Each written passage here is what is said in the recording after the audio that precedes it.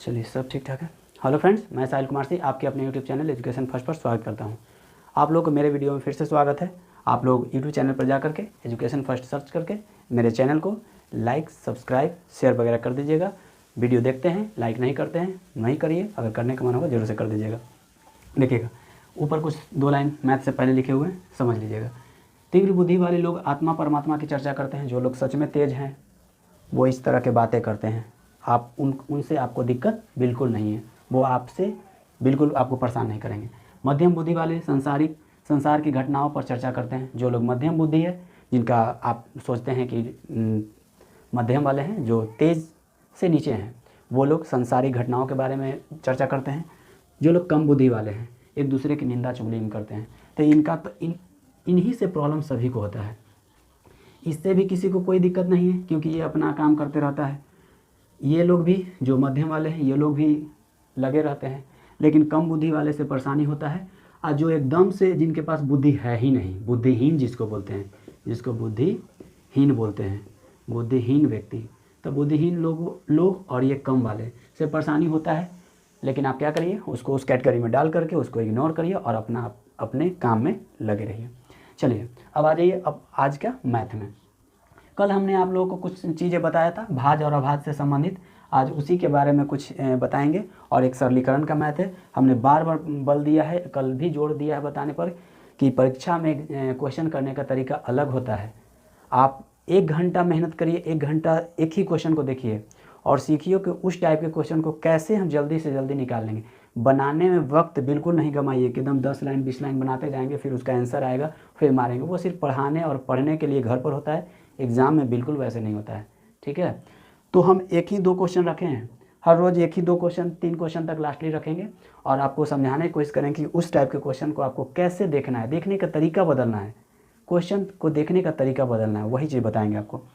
देखिएगा, सबसे पहले तो क्वेश्चन को जितना जल्दी से जल्दी आप पढ़ने की कोशिश करें और पॉइंट बाय पॉइंट। ये नहीं कि मतलब कि ज़्यादा से ज़्यादा क्वेश्चन के लाइन में लगे हुए हैं, उसमें मेन पॉइंट जो होता है ना, जिससे मतलब आपको रहता है, उस चीज़ को ध्यान दें। तो यहाँ तो कोई लंबा सा लाइन लिखा हुआ नहीं है, सरलीकरण है तो शॉर्ट है, इसमें कोई दिक्कत नहीं है। अब देखिएगा, क्वेश्चन को देखते के साथ आपके दिमाग में आएगा एक लड़का, आप अटेम्प्ट करने का तरीका देखिएगा। एक लड़का जाएगा और इसको लग जाएगा इसमें गुना करने लगेगा, गुना कर देगा, आंसर भी आएगा, लेकिन सेकेंडों में जो गैपिंग होता है ना, वो गैप खोएगा वो। देखिएगा, सबसे पहले 15, आप 10 इसको 15 1 है, इसको 0.5 को 0.2 को भूल जाइए, इधर कुछ नहीं है। तो 0.5 और 0.2 को अगर भूलते हैं तो 15 1 है, तो 15 में 1 से गुना करेंगे तो 15 एकम 15। तो अगर 15 एकम 15 आएगा तो कम से कम तो 15 आना चाहिए। आंसर में कम से कम क्या आना चाहिए, 15 आना चाहिए। ये देखिए तो 1.86 है, ये 15 1 है नहीं है, ये 186 है, ये तो बहुत ज़्यादा हो गया। तो कहने का मतलब आप सोच सकते हैं कि ये सब तो कट गया, ये भी कट गया, 2 ऑप्शन तो कट गया। मतलब क्वेश्चन देखते के साथ सीधे पहले ऑप्शन पर जाएंगे और क्वेश्चन और ऑप्शन को मिलाने की कोशिश करेंगे। तो देखिएगा, अब 2 को बच गया, ये 18 6 है और ये 18 6 है, मतलब 18.06 है, 18.6 है। तो आप समझिएगा, अब देखिएगा ये 15.05 था, 15.5 था और ये 1.2 था।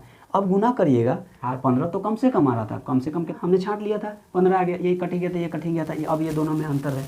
अब लास्ट वाला देखिए, ये लास्ट और ये लास्ट, इसका लास्ट में 0.6 है, 0 मतलब 0.06 है, यहाँ पर 0.6, इसको यहाँ पर आप 0 भी मान सकते हैं। ठीक है, तब यूनिट डिजिट देखिए ना, 5 दूनी 10, 5 दूनी 10, 0 यहाँ आ रहा है ना, यहाँ लास्ट में 0 है नहीं है, 0 नहीं है, तो आंसर ये वाला नहीं होगा। मतलब बिना गुना किए हुए आप आंसर ले जा सकते हैं। एक बार ध्यान से फिर से देखिएगा, हमने पहले चेक करा कि 15 में 1 से गुना करेंगे कम से कम तो 15 आएगा। सबसे पहले ऑप्शन ही दिखाई दिया 186 है, कैंसिल हो गया। दूसरा देखिएगा, ये 1 है, 1 पॉइंट समथिंग है, कम से कम मेरा 15 आ रहा था, ये भी खत्म हो गया। अब आ गया 18, ये 18 है, मतलब ये हो सकता है। अब यूनिट डिजिट, क्योंकि गुना करेंगे तो टाइम लग जाएगा, हम यूनिट डिजिट देखेंगे। तो 5 गुने 2, तो 5 दूनी 10, अगर 0.10 इधर आएगा तो कहने का मतलब लास्ट में तो 0 आ रहा है, और लास्ट में यहाँ कितना है, 6 है। तो जब 6 है तो ये तो नहीं होगा, तो ये कट गया, तो मेरा आंसर क्या हो गया, ये हो गया। यानी कि हमको ये समझ में आना चाहिए कि क्वेश्चन को देखने के बाद गुना उना करने से अच्छा है कि सबसे पहले क्वेश्चन को इसके अनुसार से रिलेट करके देख लीजिए। 10 सेकंड, 1 सेकंड, 2 सेकंड में आपका काम हो जाएगा। इसको एलिमिनेट विधि बोलते हैं, मतलब इसको छांटने का, ऑप्शन को छांट देते हैं और जो बचता है वो आंसर निकल जाता है खुद ब खुद। ठीक है, चलिए अब दूसरा देखिएगा, निम्न में कौन भाज्य संख्या नहीं है, निम्न में कौन भाज्य संख्या नहीं है। कल आपको भाज्य वाला बताए थे कि कौन निम्न में भाज्य संख्या, इसमें कौन है भाज्य संख्या नहीं है। हमने बताया था कि भाज्य संख्या नहीं है या भाज्य संख्या है, दोनों में प्रोसेस वही है, विभाज्यता के नियम लगाना है। आप लोग सीखे होंगे। हमने सबसे पहले बोला कि 133 को देखिएगा किसके अप्रोक्स में है, तो आप कहिएगा 144 12 के स्क्वायर के अप्रोक्स में है, 12 के स्क्वायर के अप्रोक्स में है। तो हमने बताया था कि 12 के आसपास से कटना चाहिए, 2 3 4 5 6 7 8 9 10 11 और 12। हम ये मन में कर सकते हैं, लेकिन आपको बताने के लिए बता रहे हैं कि आपको करना क्या है कि 12 से आगे तक इसको चेक नहीं कराना है। 12 तक नहीं कटेगा तो कटेगा, नहीं था नहीं कटेगा।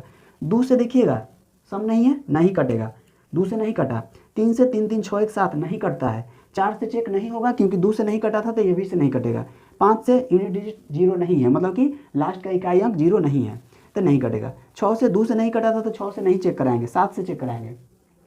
तो 7 से देखिएगा, 7 एकम 7 बचेगा 6 और 3, तो 6 3 7 63, यानी कि ये कट जाता है। ये क्या हो गया, अभाज्य संख्या नहीं, ये भाज्य संख्या है। पूछा था निम्न में से कौन भाज्य संख्या नहीं है, यानी कि आपसे वो अभाज्य पूछ रहा है। क्या पूछ रहा है, अभाज्य, तो ये तो भाज्य है, तो भाज्य तो आंसर नहीं होगा। आगे चलिए, अब देखिएगा ये 433 है, तो आप कहिएगा कि 433 सर लगभग 20 के स्क्वायर यानी कि 21 के स्क्वायर के आसपास है, तो आप 21 तक चेक करा सकते हैं। तो आप कहिएगा कि 13 14 15 16 17 18 19 20 और 21। तो कहिएगा कि सर इतना हम लिख के चेक कराएंगे, नहीं, केवल आपको समझाने के लिए हम कर रहे हैं। अब देखिएगा 2 से नहीं कटेगा, 3 से 3 3 6 4 10 नहीं कटेगा। 4 से क्यों चेक कराएंगे, 2 से नहीं कटा था, 4 से नहीं कटेगा। 5 से नहीं कटेगा, 6 से नहीं कटेगा, क्यों, क्योंकि 2 से नहीं कटा था। 7 से चेक करा लेते हैं, 7 से भाग दीजिएगा तो 7 6 42 है, 1 13 नहीं कटता है। 8 से नहीं चेक कराएंगे क्योंकि 2 से नहीं कटा था, तो 8 से भी नहीं कटेगा। 9 से नहीं चेक कराएंगे क्योंकि 3 से नहीं कटा था, तो 9 से भी नहीं कटेगा। 10 से नहीं कटेगा क्योंकि 2 से नहीं कटा था। 11 से चेक करा लेते हैं, ये विषम और सम का योग अंतर या तो 0 होना चाहिए या तो 11 से विभाजित, तो 4 3 7 7 में 3 जाएगा 6, नहीं मतलब कि 4 नहीं कटेगा, यानी कि 11 से भी नहीं कटेगा। अच्छा 12 से चेक कराएंगे, नहीं कराएंगे क्योंकि 2 से नहीं कटा था, तो 12 से भी नहीं कटेगा। 13 से भाग दे के देख लेते हैं, 13 दूनी 26 13 39 है, यानी कि 4 और 3 7 73, यानी कि 13 से भी नहीं कटेगा। 14 से चेक कराएंगे, नहीं कराएंगे, क्यों, क्योंकि 2 से नहीं कटा था, तो 14 से कैसे कटेगा। 15 से कराएंगे, नहीं कराएंगे क्योंकि 3 से नहीं कटा था, 5 से नहीं कटा था, फिर इससे भी नहीं कटेगा। 16 से 2 से नहीं कटा था, तो 16 से क्यों कराएंगे, नहीं कराएंगे। 17 से देख लीजिएगा, 17 दूनी 34 17 3 51, 17 दूनी 34, इधर हो गया 6 6 3, यानी कि 17 एकम 17 17 दूनी 34 है, 6 और 3 63 6 3 9 9 3, यानी कि 17 34 नहीं कटेगा, यानी कि 17 से भी नहीं कटेगा। देखिएगा 17 से भी नहीं कटेगा। अब भाग दे के देख लीजिएगा, अगर आपको उस तरह से फास्ट नहीं कर पाते हैं तो भाग दे के देख लीजिएगा। देखिएगा 17 से 17 दूनी 34 है, 17 दूनी 34 है, तो बचेगा कितना, 13 4 गया 9 4 13 9 9 3 12 9 4 13 3, यानी कि 17 3 51 17 17 50 17 2 से, यानी कि नहीं कटता है। तो अगर आप फास्ट ऐसे कर लीजिएगा तो हो गया, यानी कि 17 से नहीं कटा। 18 से नहीं चेक कराएंगे क्योंकि 2 से नहीं कटा था। 19 से देख सकते हैं, तो 19 दूनी 38 है, बचेगा कितना, 2 और 3 5 53, फिर 19 3 57 होता है, नहीं कटेगा। 20 से नहीं चेक कराएंगे क्योंकि 2 से नहीं कटा था। 21 से चेक कराएंगे, नहीं कराएंगे क्योंकि 2 से 3 से नहीं कटा था, तो फिर 21 से क्यों कटेगा, यानी कि यही आपका अभाज्य संख्या हो गया। ये क्या हो गया, अभाज्य संख्या। अब सोचिएगा थोड़ा सा कि इतना लंबा था, चेक किससे केवल कराना पड़ा, 7 से 13 से 17 से 19 से, बाकी से नहीं कराना पड़ा। यही मूल फंडा है और यही आपको समझना है। अगर आप शुरू के 2 3 4 5 से चेक करा लिए, वो तो सबको देखते के साथ करा लेता है, क्योंकि इतना कॉमन सेंस तो सबके पास है और सबको इतना याद है। इतना चेक करेले है तब बाकी सब तो उसका गुणजे न है, बाकी सब तो उसका गुणजे है। तो जब ओकर छोटके से नहीं कटा था तो ओकर बड़का गुणज से कैसे कटेगा, यही बात दिमाग में डालना है। और डायरेक्ट आपको अभाज्य संख्या से भाग दे के देख लेना है। अगर अभाज्य संख्या, और मुश्किल से 30 तक भी जाइएगा, अगर 2 से लेकर के 30 तक में जाइएगा तो 1 2 3 4 5 लगभग 1 2 3 और निकलेगा, यानी कि 6 7 गो से चेक करेगा तो मुश्किल से मुश्किल क्वेश्चन में भारी बन जाता है, तो आपका आंसर निकल जाएगा पहले ही।